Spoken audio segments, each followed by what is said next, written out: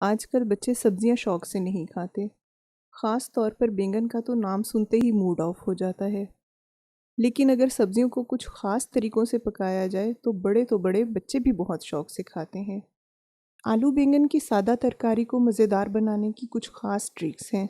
पर आज मैं सादा तरकारी नहीं बना रही, फ्राइड आलू बैंगन बना रही हूँ। ये बहुत मज़े का सालन बनता है, इतना मज़ेदार कि सब उंगलियां चाटते रह जाते हैं। सब्जियों को अच्छी तरह से धोकर आलू और बैंगन की कतलियां काट ली हैं। आप चाहें तो पूरे आलू की कतली भी काट सकते हैं, चाहे तो दरमियान में से कट लगा के भी, जिस तरह से मैंने किया है। प्याज छीलकर धोने के बाद मोटे टुकड़ों में काटा है ताकि चॉप करने में आसानी हो। टमाटर मैंने बारीक चॉप कर लिए हैं। आप चाहें तो इनका पेस्ट भी बना सकते हैं, पर मुझे इसी तरह से पसंद है। हरी मिर्चें 4 से 5 बारीक काटी हैं और इतनी ही आखिर में ऐड करने के लिए साबित रख ली हैं। सबसे पहले बैंगन फ्राई कर लेते हैं। अब इसी तेल में आलू फ्राई करेंगे।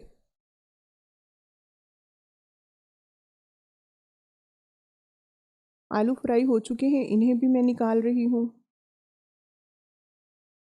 एक अलहदा बर्तन में 1/4 कप तेल लिया है। इससे ज़्यादा तेल नहीं लेना, क्योंकि जब हम सब्जियां ऐड करेंगे तो वो भी तेल छोड़ देंगी। तेल गरम हो गया है। अब इसमें 1 चम्मच स्याह ज़ीरा, जिसे शाही ज़ीरा भी कहते हैं, वो ऐड किया है।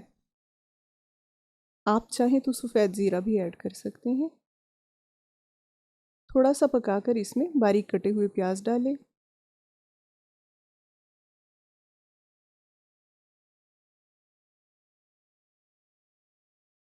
प्याज अब पक गए हैं। अब इसमें लहसुन अदरक पेस्ट और कटी हुई हरी मिर्चें डाली हैं। लहसुन अदरक को थोड़ा भूनकर अब मैं इसमें खुश्क मिसाले शामिल कर रही हूँ। खुश्क मिसालों में नमक 2 टेबल स्पून, सुर्ख मिर्चें 2 टेबल स्पून, काली मिर्चें 1 टेबल स्पून, धनिया पाउडर 2 टेबल स्पून और चाट मसाला 1 टेबल स्पून है। अब इसमें फ्राई किए हुए आलू और बैंगन डालकर अच्छी तरह से मिक्स कर लिया है। इसको अच्छी तरह से भून लिया है।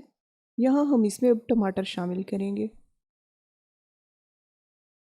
साथ ही मैं इसमें 1 टीस्पून गरम मसाला और 2 टीस्पून कुटा हुआ सौंफ डाल रही हूँ। सौंफ इसमें बहुत ज़बरदस्त फ्लेवर ऐड करता है। हमारी डिश बिल्कुल रेडी हो चुकी है। अब इसे हरा धनिया और हरी मिर्चों से गार्निश कर लेते हैं।